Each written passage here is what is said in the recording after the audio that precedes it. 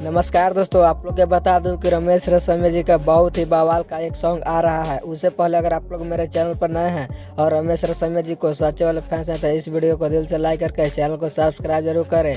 और बिना समय लेते हुए इस वीडियो को स्टार्ट कर देते हैं। और आप लोग के बता दूं कि रमेश रसौमिया जी का बहुत ही हाई लेवल का न्यू पासवान होली सॉन्ग आ रहा है।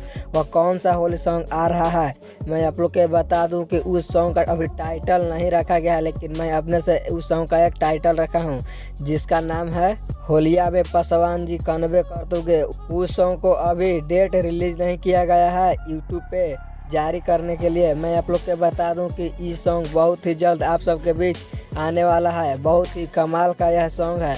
और आप लोग के बता दूं कि रमेश रसौमिया जी को चाहते हैं तो इस वीडियो को ज़्यादा ज़्यादा शेयर करें। और मेरे चैनल पर नए हैं तो मेरे चैनल को भी सब्सक्राइब जरूर करें। तो कैसा लगा यह वीडियो कमेंट करके जरूर बताएं। तो मिलते हैं नेक्स्ट वीडियो में, तब तक के लिए जय है भोजपुरिया समाज।